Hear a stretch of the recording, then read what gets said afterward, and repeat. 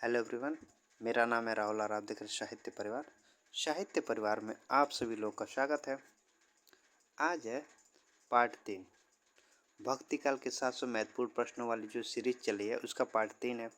मैं आपको बता दूं कि इसमें जो है एक क्लास में 50 प्रश्नों को सॉल्व किया जाता है और जो 50 प्रश्न रहते हैं वो पूरे व्याख्या के साथ बताए जाते हैं, सॉल्व किए जाते हैं प्रश्नों को। और यहाँ पे जो प्रश्न रखे गए हैं वो PYQ हैं। PYQ को मतलब कि किस एग्ज़ाम के PYQ हैं तो TGT PGT के, LT ग्रेड के, GIC GDS, फिर set assistant professors, DSSS KVS NVS diet UC net JRF एग्जामों में जो प्रश्न पूछे गए भक्ति काल के उन प्रश्नों का यहाँ पे रखा गया है। तो बहुत ही ज़्यादा महत्वपूर्ण क्लास है। अगर आप इन सब एग्ज़ामों की अगर इन एग्ज़ामों में से किसी की तैयारी करते हैं तो ये क्लास आपके लिए बहुत ज़्यादा महत्वपूर्ण है। तो चलिए प्रश्नों को हम लोग शुरू करते हैं। और मैं बता दूं आपको कि मैंने आदिकाल के 300 महत्वपूर्ण प्रश्नों की एक सीरीज मतलब कि चलाई थी। वो 3 पार्ट में मैंने किया था। एक पार्ट में 100 प्रश्न किए थे, दूसरे में 100 प्रश्न और तीसरे में 100 प्रश्न। मैंने वो तीनों क्लास करा दिया इसी चैनल पे। अगर आपने उसको नहीं देखा है तो उसको भी देख लीजिएगा। आपके एग्जाम के लिए बहुत ज़्यादा महत्वपूर्ण क्लास वो है। तो अब है भक्ति काल। तो 100 प्रश्न मैंने करा दिया है पार्ट 1 पार्ट 2 में। और आज हम लोग प्रश्न संख्या 101 से शुरू करेंगे। तो चलिए प्रश्न पर चलते हैं। 101 में लिखा है कि श्रृंगार रस के घोर विरोधी कौन से संत कवि थे? ए मलुकदास, बी कबीरदास, सी सुंदरदास और डी रैदास। तो श्रृंगार रस के घोर विरोधी कौन से संत कवि थे? तो वो कौन थे? वो थे सुंदरदास। विकल्प सी सही है, सुंदरदास। सुंदरदास जो थे वो श्रृंगार रस के घोर विरोधी संत कवि थे। और एक ये संत जो थे सुंदरदास एक ऐसे संत थे जो निरूढ़ मार्गों में एकमात्र ऐसे संत थे जो शिक्षित थे। अगर एग्जाम में पूछेगा कि निर्गुण मार्गों में कौन से ऐसे संत थे जो शिक्षित थे तो ये सुंदरदास ही थे। ठीक, तो 101 का कौन सा विकल्प सही है? विकल्प सी सही है।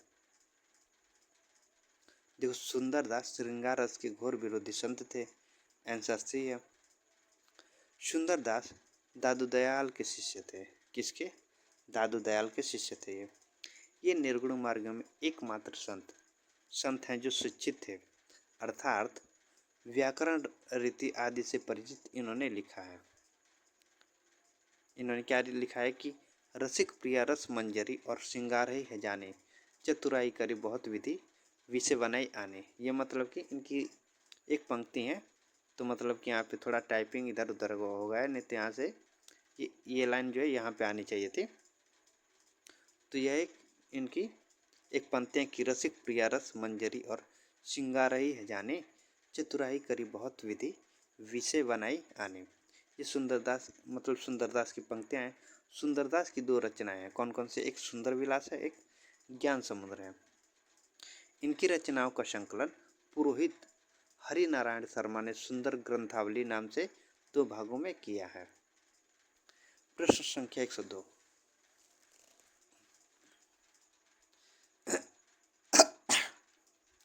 कबीर की उलटवासियों में कौन सा रस प्रमुख है?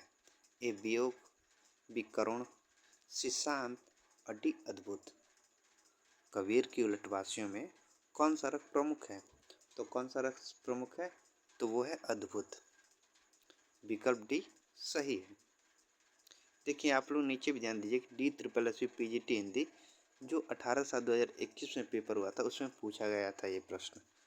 और पहला वाला प्रश्न कब पूछा गया था? ये भी DSSB PGT हिंदी जो मेल वाला एग्जाम हुआ था 18/7/2021 में, ये प्रश्न जो है उसी एग्जाम में आया था। तो कबीर की उलटवासी में कौन सा रस प्रमुख है? तो अद्भुत है। विकल्प डी सही है। कबीर की उलटवासी में अद्भुत रस प्रमुख है। सीधे साधे न कहकर घुमा फिरा कर उलट कर कविता के माध्यम से कही हुई बात अथवा व्यंजना उलटवासी कहलाती है। संतों और विशेष रूप से कबीर ने अनेक उलटवासियों की रचना की है। प्रश्न संख्या 103। लिखा है कि मगहर और लोई से किस कवि का संबंध है? ए रहीम, बी कबीर, सी तुलसीदास और डी सूरदास। मगहर और लोई से किस कवि का संबंध है? तो वो किसका संबंध है? तो वह कबीर का संबंध है। कैसे?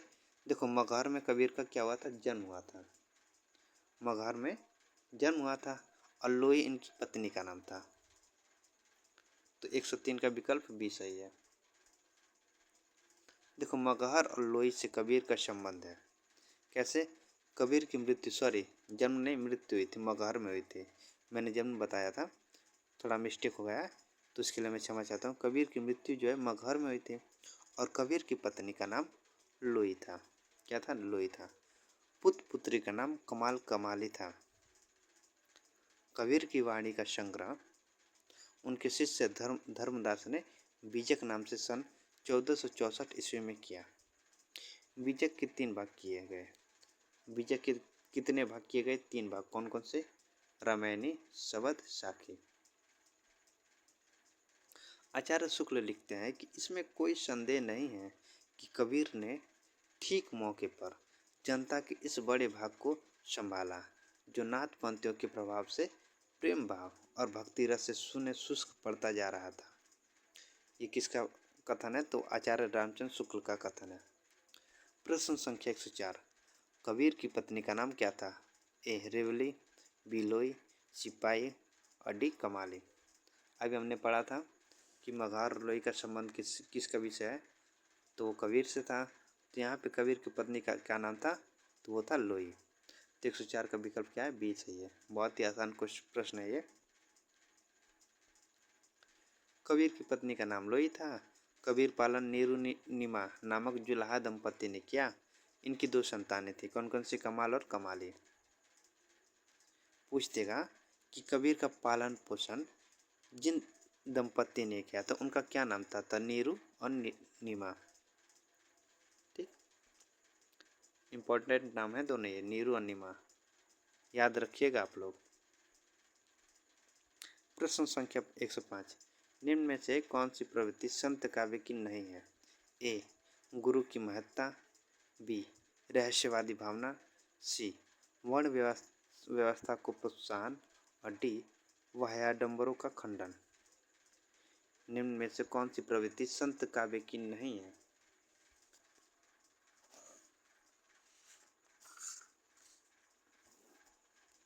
तो कौन संत काव्य की नहीं है? तो वह है वर्ण व्यवस्था का प्रोत्साहन। 105 का विकल्प सी सही है कि वर्ण व्यवस्था को प्रोत्साहन, ये प्रवृत्ति संत काव्य की नहीं है।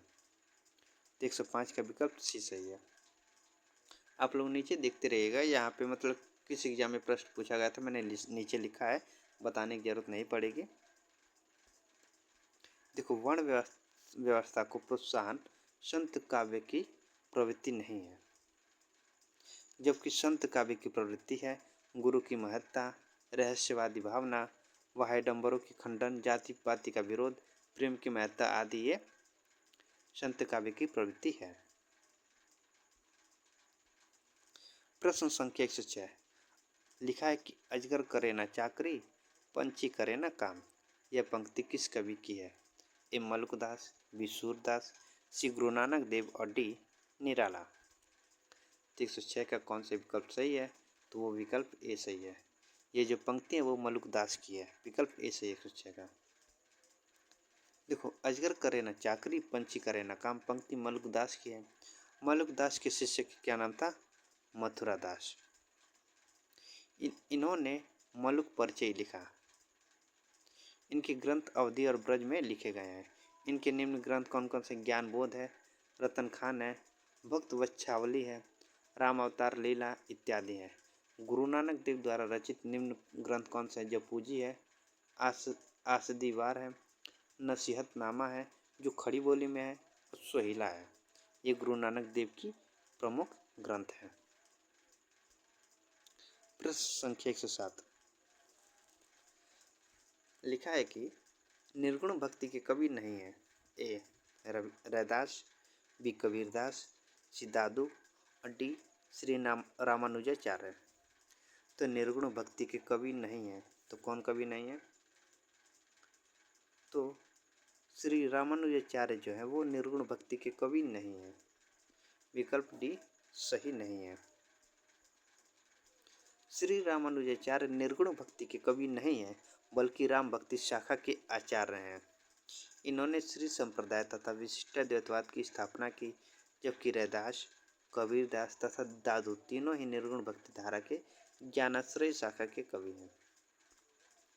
प्रश्न संख्या 108, निम्नलिखित में से कौन संत कवि नहीं है? ए दादू, बी सुंदरदास, सी कबीरदास और डी श्रीधर पाठक। निम्नलिखित में से कौन संत कवि नहीं है? तो कौन संत कवि नहीं है? तो वह श्रीधर पाठक। विकल्प डी सही है। डी जो है गलत है कि ये श्रीधर पाठक जो है वो संत कवि नहीं है, ये विकल्प गलत है।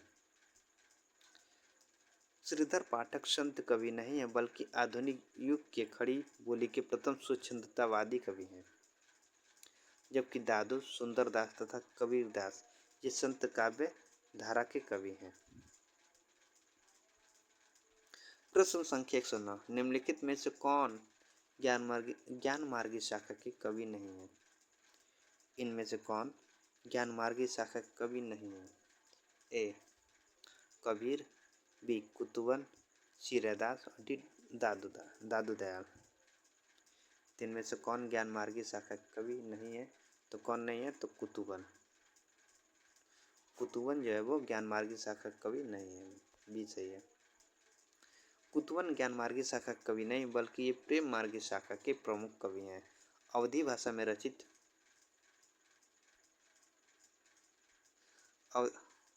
अवधी भाषा में रचित मृगावती इनकी प्रसिद्ध रचना है।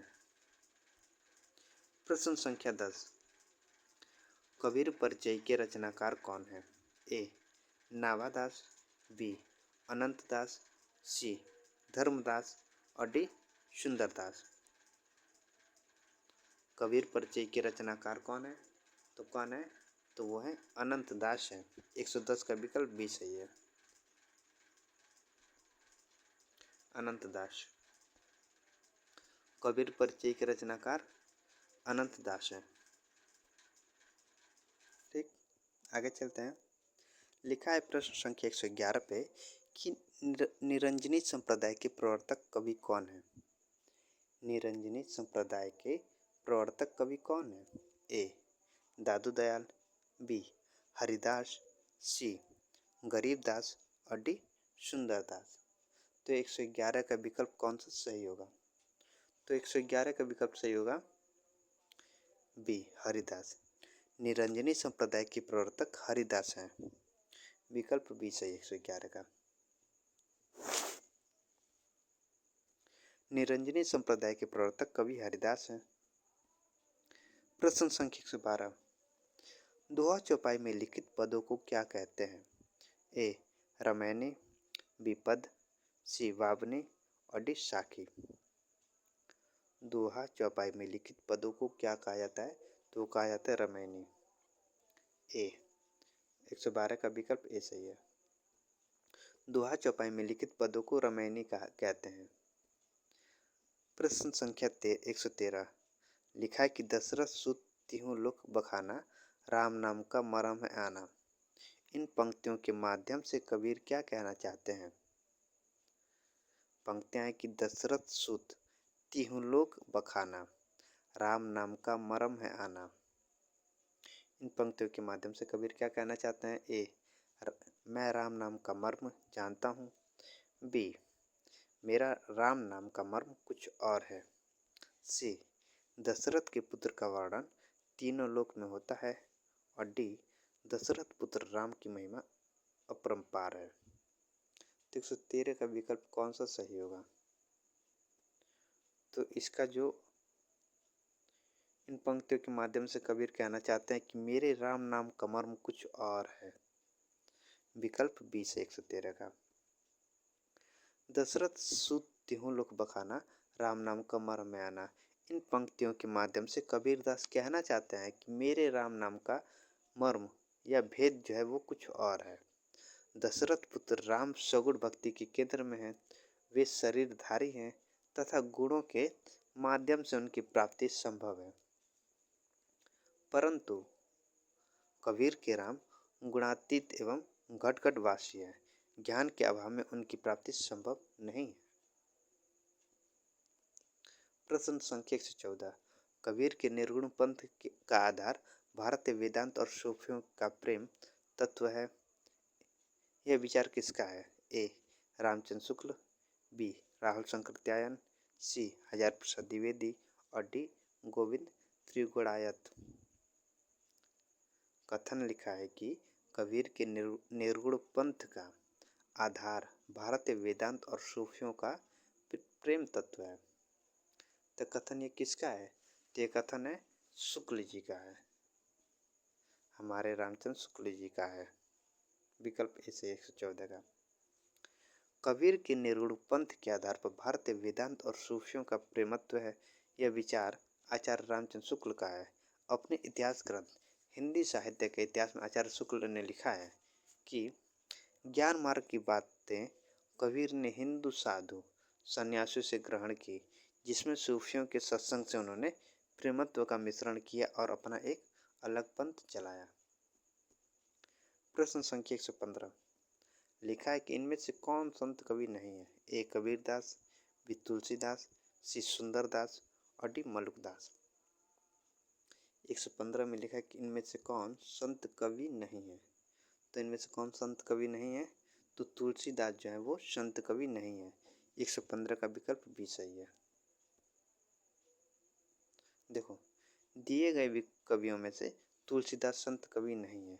तुलसीदास रामाश्रय शाखा के प्रतिनिधि कवि हैं। आचार्य रामचंद्र शुक्ल ने भक्ति काल की 4 शाखाओं में विभाजित किया है, जिसे ज्ञानाश्रय शाखा को संत काव्यधारा भी कहा जाता है। देखो, लिखा है कि आचार्य रामचंद्र शुक्ल ने भक्ति काल को 4 शाखाओं में विभाजित किया है। वो 4 शाखाएं कौन कौन सी इसको देख लेते हैं। मैं आपको बताता हूँ कि 4 शाखाएं कौन कौन सी है पहले, उसके बाद मैं इसको बताऊंगा। देखो, 4 शाखाओं की अगर बात करें तो पहले भक्ति काल को 2 भागों में बांटा गया था। पहला है, देखो, बी से भक्ति, मैं बी से डिनोट कर रहा हूँ, मतलब पूरा लिख नहीं रहा हूँ। बी से आप लोग समझ जाइएगा कि बी से भक्ति है। बी से भक्ति। एक है यन से निर्गुण भक्ति, निर्गुण भक्ति यन से है, और एस से सगुण भक्ति, ऐसे सगुण भक्ति है। अब देखो, अब इसको भी 2 भागों में बांटा गया था। सगुण भक्ति के 2 शाखाएं निकली थी। कौन कौन सी? एक राम भक्ति शाखा, एक है राम भक्ति शाखा और एक है कृष्ण भक्ति शाखा। राम भक्ति शाखा और कृष्ण भक्ति शाखा। और इसकी जो और निर्गुण भक्ति की अगर बात करें तो इसको भी 2 भागों में निर्गुण भक्ति की 2 शाखाएं भी थी। कौन कौन सी? एक ज्ञानाश्रय शाखा, जी से ज्ञानाश्रय शाखा, और पी से प्रेमाश्रय शाखा या सूफी शाखा। तो इन्हीं 4 शाखाओं की वो बात कर रहे थे। कौन? प्रेमचंद शुक्ल। मतलब कि प्रेमचंद शुक्ल ने 4 शाखाओं में बांटा था। तो यही 4 शाखाएं हैं, ज्ञानाश्रय शाखा, प्रेमाश्रय शाखा और राम भक्ति शाखा और कृष्ण भक्ति शाखा। आपको कन्फर्म हो गया ना? भक्ति काल को 2 भागों में बांटा गया था, एक निर्गुण भक्ति, एक सगुण भक्ति। निर्गुण भक्ति की 2 शाखाएं, एक ज्ञानाश्रय शाखा, एक प्रेमाश्रय शाखा, और सगुण भक्ति की 2 शाखाएं हैं, एक राम भक्ति शाखा, एक कृष्ण भक्ति शाखा। आपको कन्फर्म हो गया होगा। तो देखो, अब ज्ञानाश्रय शाखा की बात करें तो इसके जो मेन कवि हैं, जो मेन कवि जो थे वो थे कबीरदास। ज्ञानाश्रय शाखा की अगर बात करें तो कौन, मतलब ज्ञानाश्रय शाखा के प्रवर्तक कौन थे? तो वो थे कबीरदास। प्रेमाश्रय शाखा के मलिक मोहम्मद जैसी। और इसी तरह राम भक्ति शाखा के तुलसीदास थे और कृष्ण भक्ति शाखा के सूरदास थे। ऐसे सूरदास थे और राम भक्ति शाखा के कौन थे? तुलसीदास थे। तो वहाँ पे अब चलते हैं, प्रश्न पर चलते हैं। वहाँ पे क्या लिखा है? देखो, लिखा है कि आचार्य रामचंद्र शुक्ल ने भक्ति काल को 4 शाखाओं में विभाजित किया था। 4 शाखाएं कौन कौन सी? ज्ञानाश्रय शाखा, प्रेमाश्रय शाखा और राम भक्ति शाखा और कृष्ण भक्ति शाखा। ये 4 शाखाएं हो गई। जिसे ज्ञानश्रय शाखा का संत काव्य धारा भी कहा जाता है। 4 शाखाएं एवं उनसे संबंधित कवि इस प्रकार है। देखो बहुत ही इंपॉर्टेंट यह है, ज्ञानश्रय शाखा में कौन कौन से कवि आते हैं उसको देख लेते हैं। कबीरदास, रैदास, सुंदरदास, मलुकदास, दादू दयाल, गुरु नानक, सिंगा, हरिदास, हरिदास निरंजनी, बाबालाल, ये सब ज्ञानश्री शाखा के कवि हैं। देखो क्या करता है, एग्जाम में पूछ देगा कि रैदास, कबीरदास, मलुकदास और कुतुबन, मतलब कि मैं पूरा पहले डिलीट कर रहा हूँ सबको, कि कबीरदास पूछ देगा, रैदास पूछ देगा और सुंदरदास पूछ देगा और यहाँ पे कुतुबन पूछ देगा कि इन चारों में से कौन ज्ञानश्रय शाखा के कवि नहीं है। प्रश्न यही पूछेगा कि इन चारों में से ज्ञानश्रय शाखा कवि नहीं है। तो अगर आप लोग को नहीं याद रहेगा तो ऐसे प्रश्नों को आप लोग नहीं कर पाएंगे। तो कुतुबन, मतलब ऑप्शन में 4 ऑप्शन दिया रहेगा तो कुतुबन जो है वो ज्ञानश्रय शाखा कवि नहीं है, वो तो प्रेमाश्रय शाखा कवि है ना। तो इसी तरह तो देखो हो गया ना, ज्ञानश्रय शाखा कवि मैंने बता दिया। अब प्रेमाश्रय शाखा कवि देख लेते हैं। मलिक मोहम्मद जायसी हैं, कुतुबन है, मंझन है, नूर मोहम्मद है, उस्मान है, असाइद है, मुल्ला दाऊद है, शेख नबी है, कासिम शाह इत्यादि हैं। रामश्रय शाखा कवि देख लेते हैं। रंगनाथ मुनि, रामानुजाचार्य, रामानंद, राघवानंद, किल्लदास, अग्रदास, नाभादास, विष्णुदास, गोस्वामी तुलसीदास, केशवदास, सेनापति, प्राणचंद, प्राणचंद चांद इत्यादि रामश्रय शाखा कवि हैं। और कृष्णाश्रय शाखा कवि कौन कौन है? निम्बारकाचार्य हैं, श्रीभट्ट हैं, वल्लभाचार्य हैं, विट्ठलनाथ हैं, कुंभन दास है, सूरदास है, परमानंद दास है, कृष्णदास है, गोविंद स्वामी है, चित्त स्वामी है, चतुर्भुज दास है, नंददास है, हरिदास है, चैतन्य महाप्रभु हैं, हित हरिवंश है, मीराबाई, रस खान इत्यादि।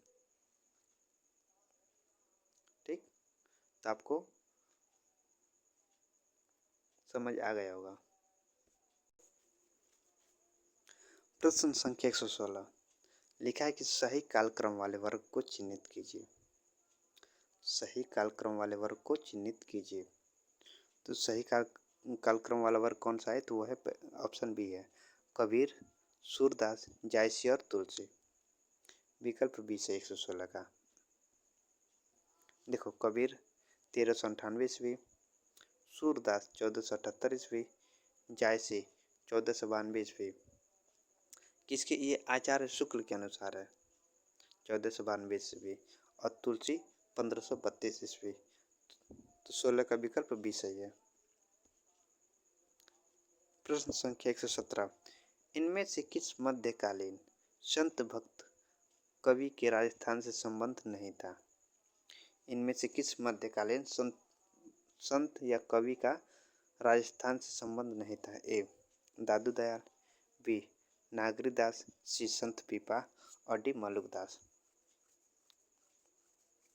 तो देखो पहले देख लेते हैं कौन से संत या कौन से कवि किस स्थल से, किस स्थान से संबंध रखते थे।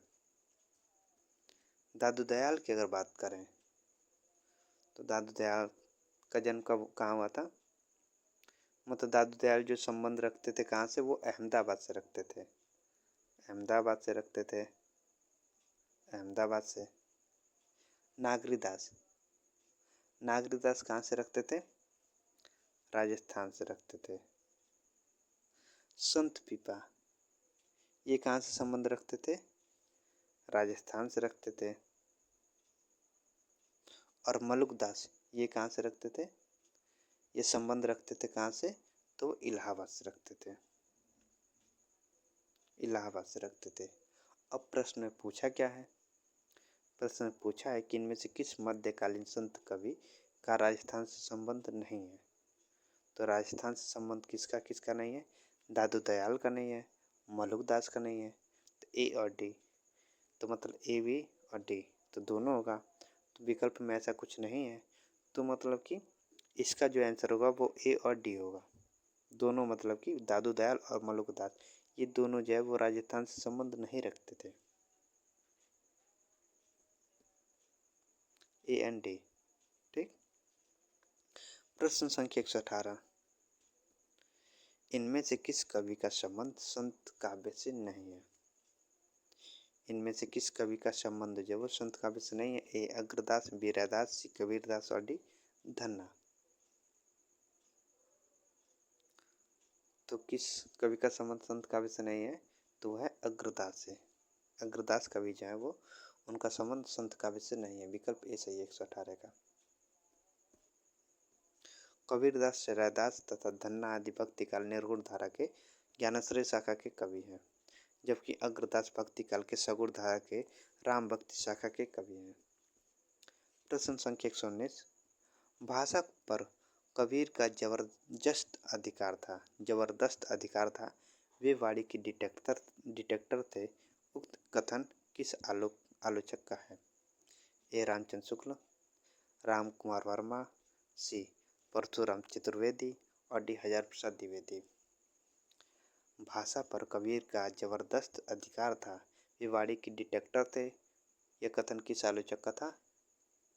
मतलब किस आलोचक का है? तो वह हजार प्रसाद द्विवेदी का है। विकल्प डी सही है। भाषा पर कबीर का जबरदस्त अधिकार था, वे वाणी के डिटेक्टर थे। उक्त कथन आलोचक हजार प्रसाद द्विवेदी का है। रामचंद्र शुक्ल ने कबीर की भाषा को सदुक्कड़ी भाषा कहा है।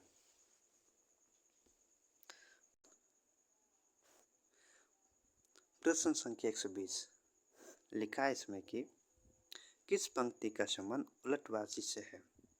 ए हम घार जाल आपड़ा लिया मुरादा हाथ, बी में कि भगति द्वारा संकड़ा राय दसवे भाई, सी में कि यतन जालो मती करो जो धुआं जाड़ जाड़ सरगे, डी में कि आकाशे मुख औधा कुआं पाताले पनिहारे, ई में कि सतगुरु मारे वाण भरी धरी करी सुधी मोठी। तो किस पंक्ति का संबंध उलटवासी से है? तो आकाशे मुख औधा कुआं पाताले पनिहारे, इस पंक्ति का जो संबंध है वो उलटवासी से है। तो 120 का विकल्प डी सही है। आकाशे मुख औधा कुआं पाताले पनिहारी पंक्ति का संबंध उलटवासी से है। उलटवासी सीधे सीधे ना कहकर घुमा फिरा कर उलट कर कविता के माध्यम से कही हुई बात अथवा व्यंजना उलटवासी कहलाती है। मतलब कोई बातों को सीधा सीधा ना कहकर घुमा फिरा कर कहने वाली बात को ही अगर कोई घुमा फिरा कर कहता है तो उसको उलटवासी कही जाती है। संतों में विशेष रूप से कबीर ने अनेक उलटवासियों की रचना की है। प्रश्न संख्या 121, संत काव्य में शब्द से अभिप्राय है? संत काव्य में शब्द से अभिप्राय है। ए द्वा छंद की रचना, बी संबोधन परक रचना, सी उपदेश प्रधान रचना, डी खंडन प्रधान रचना और ई गे पद वाली रचना। तो 121 का कौन से विकल्प है वो सही है? तो संत काव्य में शब्द से अभिप्राय है गे पद वाली रचना। विकल्प ई सही 121 का। संत काव्य में शब्द का अभिप्राय गे पद वाली रचना से है। रामायणी का अर्थ रामायण है। यह चौपाई दोहा छंद में व्रज भाषा और पूर्वी बोली में है। शब्द या शब्द ये पदों में ब्रज भाषा और पूर्वी बोली में है। साखी की बात कर दोहा छंद में राजस्थानी पंजाबी मिली खड़ी बोली में है। प्रश्न संख्या 122, लिखा है कबीर के काव्य की प्रमुख प्रवृत्ति नहीं है। ए संबोधन परकता, बी खंडनात्मकता, सी बहुश्रुतता, डी तीव्र विरहानुभूति और ई शास्त्रानुमोदन। 122 का विकल्प कौन सा इनमें से सही है? मतलब कि लिखा है कबीर के काव्य की प्रमुख प्रवृत्ति नहीं है, तो कौन नहीं है? तो वह शास्त्रानुमोदन। 122 का विकल्प ई जो है वो गलत है। कबीर के काव्य की प्रमुख प्रवृत्ति शास्त्रानुमोदन नहीं है। कबीर के काव्य में संबोधन परकता, खंडनात्मकता, बहुश्रुतता, तीव्र विरहानुभूति, सद्गुरु महत्व, अवतारवाद विरोध, निर्गुण भक्ति आदि प्रवृत्तियों लक्षित होती हैं। प्रश्न संख्या 123। प्रश्न संख्या 123, इसमें लिखा है कि निम्नलिखित में से कौन सा कथन असत्य है। ए, निर्गुण भक्ति में विश्वात्मा प्रभु के विश्वव्यापी अस्तित्व में आस्था प्रकट की गई है। बी में कि निर्गुण भक्त वर्ण व्यवस्था के पक्षधर नहीं थे। सी में कि निर्गुण भक्ति में लीला का महात्म है। और डी में कि निर्गुण भक्त सत्य के शोधक है। 123 का विकल्प इसमें से कौन सा असत्य है। तो कौन सा असत्य है, तो विकल्प सी जो है वो असत्य है कि निर्गुण भक्ति में लीला का महात्म है, ये बात असत्य है। 123 का विकल्प सी असत्य है। देखिए यहाँ पे लिखा है कि निर्गुण भक्ति में लीला का महात्म है, यह कथन असत्य है। निर्गुण भक्ति में विश्वात्मा प्रभु के विश्वव्यापी अस्तित्व में आस्था प्रकट की गई है, सही बात है ये। निर्गुण भक्त वर्ण व्यवस्था के पक्षधर नहीं थे, ये बात सही है। और निर्गुण भक्त सत्य के शोधक है, ये सभी कथन सत्य है। प्रश्न संख्या 124, लिखा है कि मध्यकालीन संत काव्य पर निम्नलिखित में से किसका प्रभाव नहीं है। ए, नाथ साहित्य, बी, उपनिषद, सी, अद्वैत दर्शन और डी, जैन दर्शन। मध्यकालीन संत काव्य पर निम्नलिखित में से किसका प्रभाव नहीं है। तो किसका प्रभाव नहीं है, तो वह जैन साहित्य का प्रभाव नहीं है। विकल्प डी जो है सही है, जैन साहित्य का प्रभाव नहीं है। देखो मध्यकालीन संत काव्य पर जैन साहित्य का प्रभाव नहीं है। नाथ साहित्य, उपनिषद, अद्वैत दर्शन, इन सभी का प्रभाव मध्यकालीन संत काव्य पर है। प्रश्न संख्या 125, कबीर के संदर्भ में निम्नलिखित में से कौन सा कथन असत्य है। कबीर के संदर्भ में इन ऑप्शनों में से कौन सा कथन जो वो असत्य है। ए, कबीर के काव्य में दाम्पत्य के द्योतक प्रतीकों का सुंदर प्रयोग हुआ है। बी, काव्य रचना कबीर का प्रथम लक्ष्य था। सी, कबीर के काव्य में रहस्यवाद मिलता है। डी, कबीर ने समाज में व्याप्त पाखंड का पुरजोर विरोध किया। 125 का कौन सा कथन जो है वो असत्य है। तो कौन सा कथन असत्य है, तो देखो काव्य रचना कबीर का प्रथम लक्ष्य था, ये जो बात है वो असत्य है। बाकी तीनों क्या है, सत्य है। तो ऑप्शन बी जो वो असत्य है कबीर के विषय में। प्रश्न संख्या 126, लिखा है कि संत काव्य के संदर्भ में कौन सा कथन गलत है।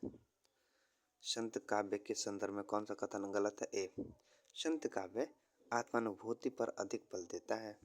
बी, संत काव्य में धार्मिक रूढ़ियों और परंपराओं के आधुनिकीकरण का विरोध है। सी, संत काव्य में शास्त्रीय ज्ञान को परम आवश्यक माना गया है। और डी, संत काव्य की भाषा जन सामान्य की भाषा है। तो कौन सा कथन गलत है संत काव्य के संदर्भ में। तो संत काव्य में शास्त्रीय ज्ञान को परम अवश्य माना गया है, ये बात जो है वो गलत है। विकल्प सी जो है वो कथन गलत है। देखो संत काव्य के संदर्भ में संत काव्य में शास्त्रीय ज्ञान को परम आवश्यक माना गया है, यह कथन गलत है। संत काव्य आत्मानुभूति पर अधिक बल देता है, सही बात है। संत काव्य में धार्मिक रूढ़ियों और परंपराओं के आधुनिकीकरण का विरोध है, ये भी बात सही है। संत काव्य की भाषा जन सामान्य की भाषा है, यह कथन संत काव्य के संदर्भ में सही है। तो तीनों बातें सही है। प्रश्न संख्या 127, लिखा है कि पार ब्रह्म के तेज का कैसा है अनुमान, कहिबे को शोभा नहीं देखा ही प्रमाण पगमान। सरयों में संकलित उक्त काव्य पंक्तियां के किस कवि की है। ए, तुलसीदास, बी, रहीम, सी, कबीरदास और डी, सेनापति। पार ब्रह्म के तेज का कैसा है अनुमान, कहिबे को शोभा नहीं देखा है पगमान। सरयों में संकलित उक्त काव्य पंक्तियां किस कवि की है। ते पंक्तियां किस कवि की है, तो वह कबीर की पंक्ति है। 127 का विकल्प सी सही है। पाखंड के तेज का कैसा है अनुमान, पारब्रह्म के तेज का कैसा है अनुमान, कहिवे कुछ शोभा नहीं देख क्या है प्रमाण। शरीर में संकलित उपयुक्त काव्य पंक्तियां कबीर की है, किसके कबीर की है। कबीर की रचनाएं कौन कौन से, साकी शबद रामायणी। प्रश्न संख्या 128, लिखा कि दादू दयाल का जन्म कहाँ हुआ था। ए अहमदाबाद, बी बीकानेर, सी मारवाड़ और डी जयपुर। दादू दयाल का जन्म कहाँ हुआ था, तो इनका जन्म कहाँ हुआ था, अहमदाबाद में। विकल्प ए सही है। दादू दयाल का जन्म 1544 ईस्वी अहमदाबाद में हुआ था। दादू दयाल के संप्रदाय को ब्रह्म संप्रदाय या पर ब्रह्म संप्रदाय नाम से भी जाना जाता है। दादू दयाल की वाणियों का सर्वप्रथम संपादन उनके शिष्य संतदास और जगन्नाथ ने हरड़ेवाड़ी शीर्षक से किया था। पुनः रज्जम ने अंगवधु शीर्षक से इसका संपादन किया। प्रश्न संख्या 129, साधना के 3 अवयव बताए गए हैं, कर्म ज्ञान और साधना के 3 अवयव बताए गए हैं, कौन कौन से, कर्म ज्ञान और क्या है। ए तंत्र, बी मन, सी भक्ति और डी वाणी।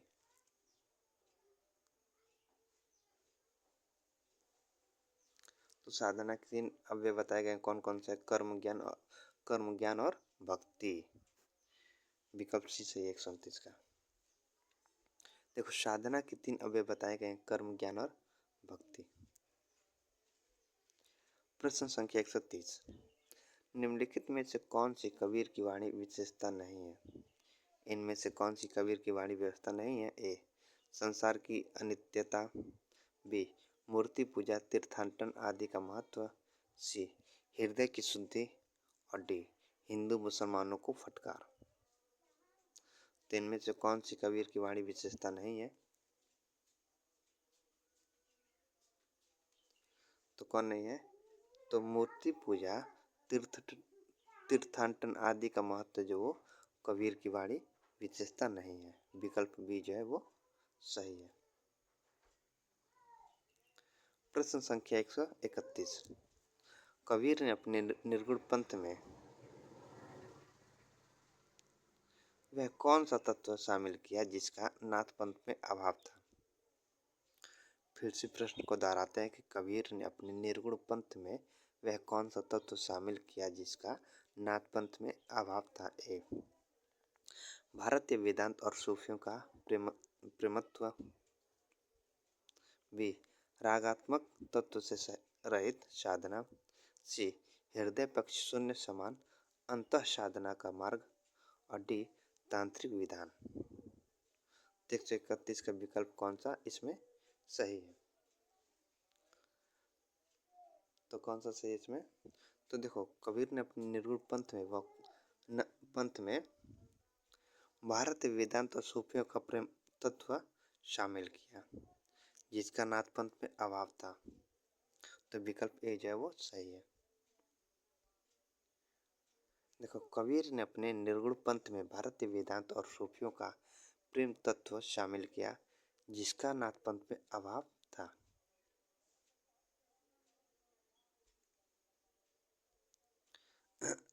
तो 32, लिखा है कि निम्नलिखित में से कौन सा कथन कबीर के संबंध में उचित नहीं है।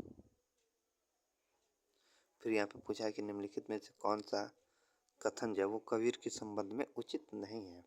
ए राम रहीम की एकता का उपदेश दिया, बी उन्होंने कर्मकांड को प्रधानता देने वालों को खरी खरी सुनाई, सी उन्होंने सूफियों से प्रेम तत्व लिया और डी उनमें राम वैष्णव की राम ही थे,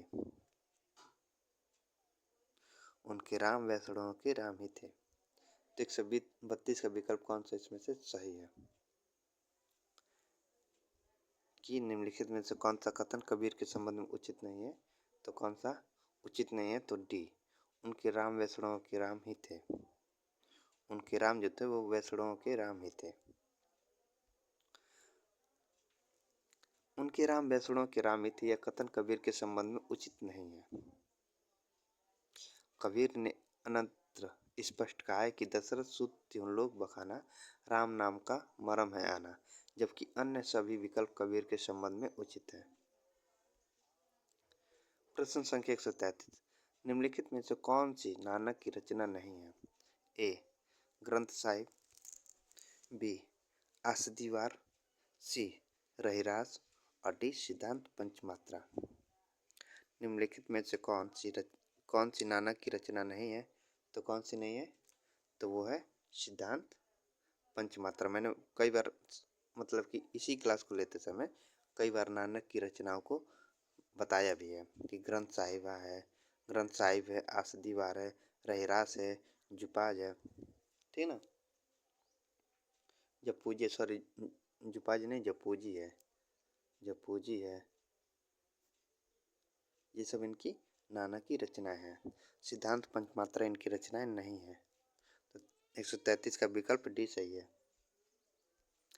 दी गई रचनाओं में सिद्धांत पंचमात्रा गुरु नानक देव की रचना नहीं है।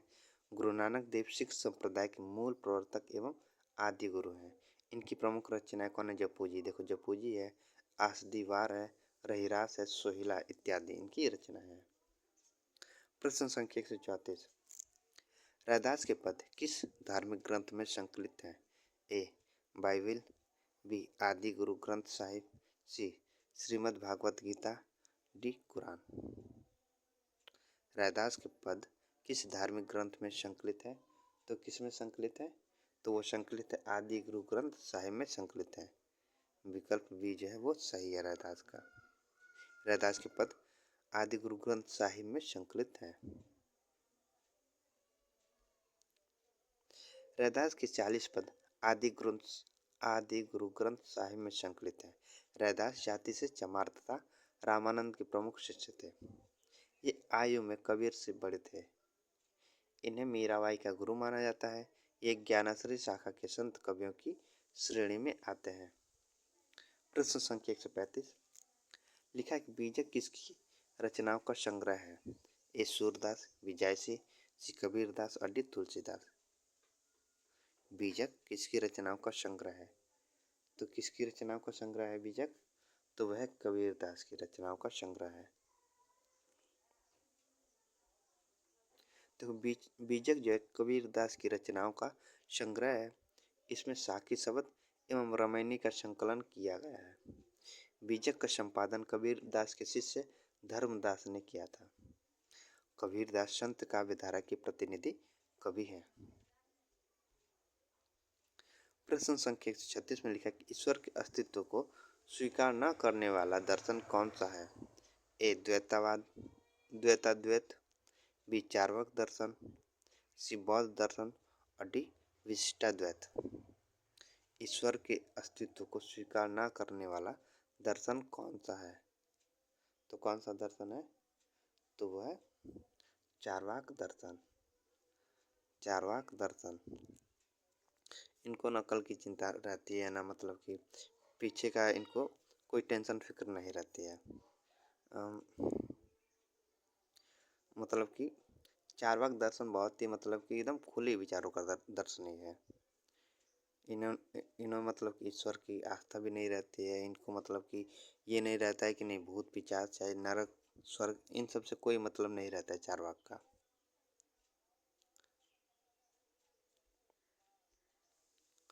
ईश्वर के अस्तित्व को स्वीकार न करने वाला दर्शन चार्वाक दर्शन है। द्वैतवाद दर्शन के प्रणेता निम्बार्काचार्य है और इसको भेदाभेदवाद भी कहते हैं। प्रश्न संख्या 137 में लिखा है कि दादू पंथ का प्रधान पीठ कहाँ पर स्थित है? ए अहमदाबाद में, बी नरैना में, सी आमेर में और डी गंगानेर में।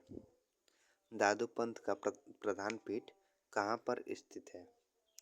तो कहाँ पर स्थित है? तो वो स्थित है नारायणा में। विकल्प जो है बी सही है।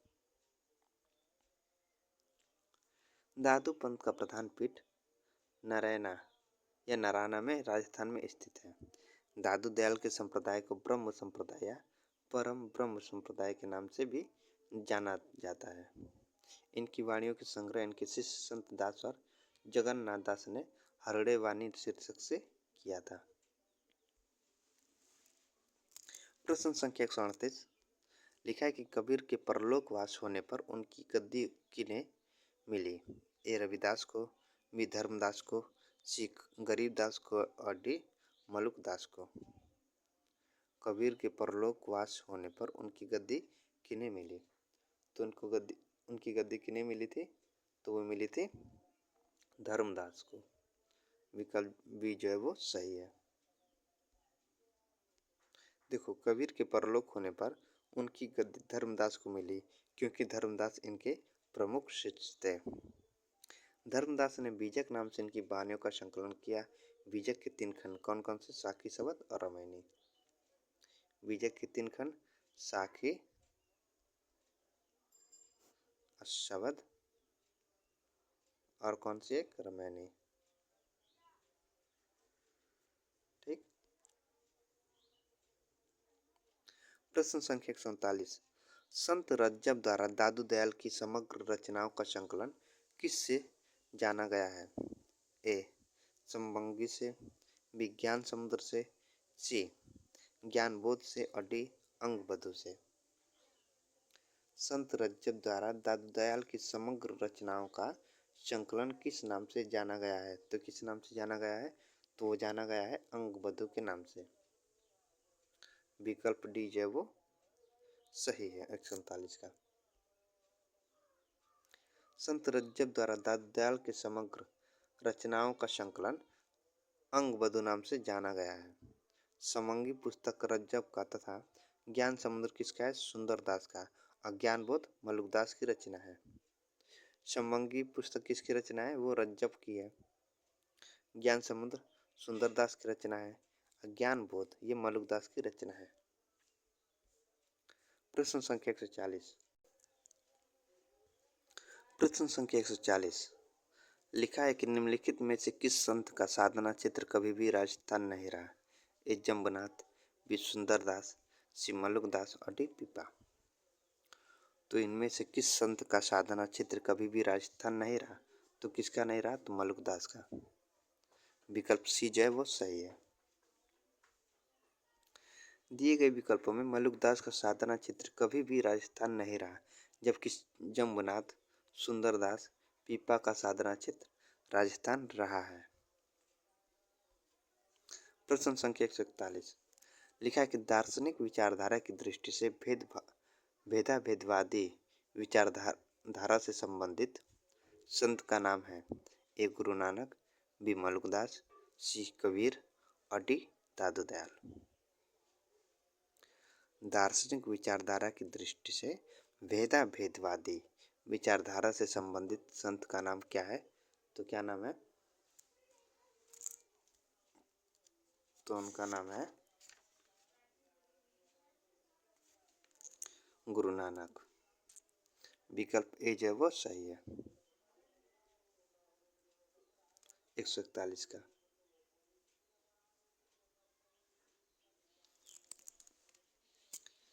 दार्शनिक विचारधारा की दृष्टि से भेदाभेदवादी विचारधारा से संबंधित संत का नाम गुरु नानक है। गुरु नानक देव सिख संप्रदाय के मूल प्रवर्तक एवं आदि गुरु थे। इनकी पत्नी का नाम सुलक्षणी था। सुलक्षणी इनकी पत्नी का नाम था। इनके 2 पुत्र थे, कौन कौन से? श्रीचंद और लक्ष्मीचंद। गुरु नानक देव की प्रमुख रचनाएं हैं जपूजी है, आसदीवार है, रहिरास और सोहिला गुरु ग्रंथ साहिब में संकलित है। जपूजी नामक दर्शन का सार तत्व नसीहतनामा नानक देव की महत्वपूर्ण रचना है।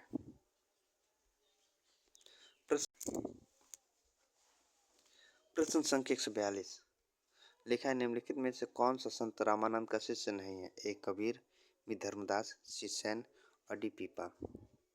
तो निम्नलिखित में से कौन संत रामानंद का शिष्य नहीं है? तो कौन नहीं है? तो धर्मदास जो है वो रामानंद के शिष्य नहीं है। ये किसके शिष्य हैं? ये कबीर के शिष्य हैं। तो विकल्प बी जो है वो सही है। और बाकी तीनों कबीर, सेन और पीपा ये तीनों रामानंद के शिष्य हैं। देखो, दिए गए संतों में धर्मदास रामानंद के शिष्य नहीं बल्कि ये कबीर के शिष्य थे। इन्होंने ही कबीर की वाणियों का संग्रह बीजक नाम से किया था। आकाश धर्म गुरु रामानंद के कुल 12 शिष्य हुए जो इस प्रकार हैं। ए मतलब कि अनंतानंद है पहले, फिर भावानंद है, पीपा है, सेन है, धन्ना है, रैदास है, कबीर है, सुखानंद है, सुरसुरानंद है, नरहरयानंद है, पद्मावती है, सुरसुरी है। प्रश्न संख्या 143। प्रश्न संख्या 143 लिखा है कबीरदास के काव्य में विद्यमान भावात्मक रहस्यवाद की झलक का कारण है। ए वेदांत के प्रभाव, बी सूफी सत्संग का प्रभाव, सी अन्याक्ति का प्रभाव और डी ज्ञान मार्गी चिंतन का प्रभाव। तो इनमें से कौन सा विकल्प जो है वो सही है? तो विकल्प बी जो है वो सही है, सूफी सत्संग का प्रभाव। कबीरदास के काव्य में विद्यमान भावात्मक रहस्यवाद की झलक का कारण जो है वो है सूफी सत्संग का प्रभाव है। विकल्प बी जो है वो सही है 143 का। प्रश्न संख्या 144 इनमें संत कबीर से संबंधित कौन सा कथन सही नहीं है? ए वे निर्गुण ब्रह्म के उपासक थे, बी सत्संग और नाम स्मरण पर वे बहुत बल देते थे, वे माया को ईश्वर भक्ति में बाधक मानते थे, और डी विभिन्न तीर्थों के प्रति उनके मन में श्रद्धा थी। 144 का विकल्प कौन सा सही होगा? तो देखो 144 का नहीं, कौन सा कथन सही नहीं है? इनमें संत कबीर से संबंधित कौन सा कथन जो वो सही नहीं है, यहाँ पे सही नहीं लिखा है। तो कौन सा सही नहीं है? तो विभिन्न तीर्थों के प्रति उनके मन में श्रद्धा थी, ये विकल्प जो है वो सही नहीं है संत कबीर के विषय में। विभिन्न तीर्थों के प्रति उनके मन में श्रद्धा थी कथन संत कबीर से संबंधित सही नहीं है, क्योंकि वे वाह्य आडंबरों का विरोध करते थे। कबीर के संबंध में सही कथन इस प्रकार है। पहला है कि वे निर्गुण ब्रह्म के उपासक थे, दूसरा है कि सत्संग और नाम स्मरण पर वे बहुत बल देते थे, तीसरा कि वे माया को ईश्वर भक्ति में बाधक मानते थे। ये बात सही है, तो तीनों बात सही है। प्रश्न संख्या 145 लिखा कि जो पे चेराई राम की कर तो न ला जातो। पंक्ति में चेराई शब्द का अर्थ है ए सेवा, बी चापलूसी, सी मोह और डी प्रेम। पंक्ति में चेराई शब्द का अर्थ क्या है? तो वह है सेवा। विकल्प ए सही 145 का। जो पे चेराई राम की कर तो न ल जातो। पंक्ति में चेराई शब्द का अर्थ है सेवा, अन्य विकल्प असंगत है। प्रश्न संख्या 146 लिखा है कि हंस जो रहा शरीर महा पांख जरा गा भागी। इस पंक्ति में हंस का अर्थ है ये बुद्धि, बी हंस, सी पक्षी और डी जीव।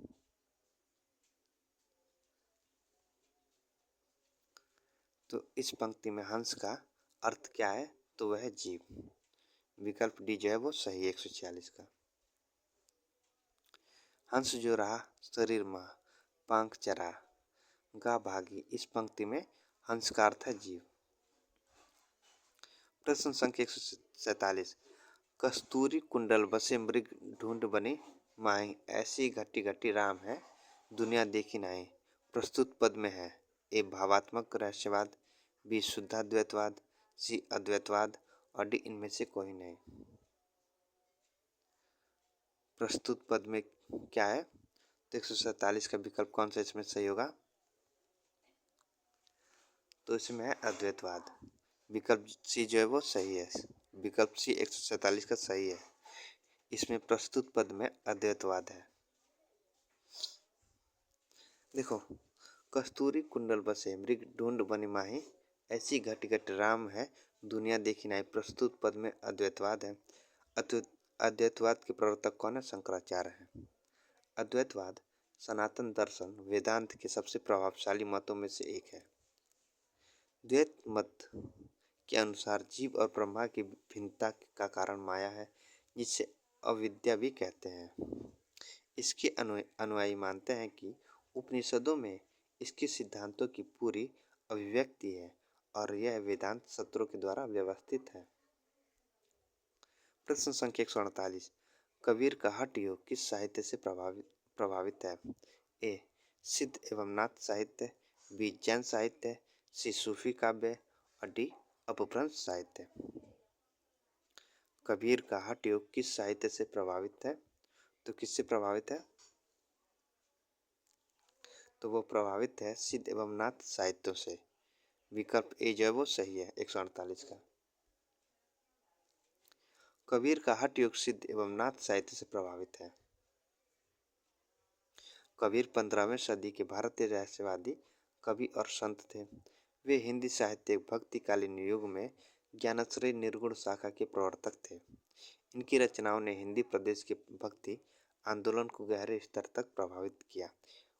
उनके कुछ पद सिखों के आदि ग्रंथों में भी देखने को मिलते हैं।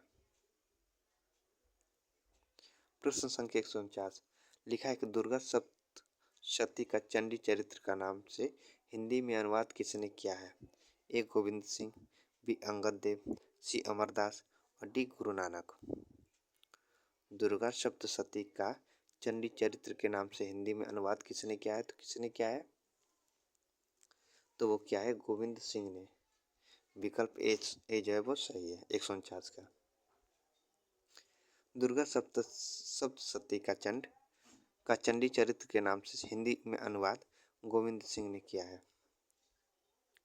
प्रश्न संख्या 150 लिखा है निम्नलिखित में से किसे संत कवि नहीं माना जाता है? ए कबीरदास को, बी रैदास को, सी मलुकदास को, डी ईश्वरदास को। तो इनमें से किसे संत कवि नहीं माना जाता है? तो किसे नहीं माना जाता है? तो ईश्वरदास को। विकल्प डी जो है वो सही है। दिए गए कवियों में ईश्वरदास को संत कवि नहीं माना जाता है। ईश्वरदास ज्ञानाश्रय शाखा के सूफी काव्यधारा के कवि हैं। ठीक, तो यह थे आज के 50 प्रश्न। अगर अच्छा लगा तो आप लोग लाइक करेगा, सब्सक्राइब करेगा और कमेंट भी करेगा। मैं ऐसे प्रश्न आपको लेकर आता रहूँगा जो आपके एग्जाम के लिए बहुत ही ज़्यादा महत्वपूर्ण रहेगा। तो आज के लिए इतना ही, धन्यवाद।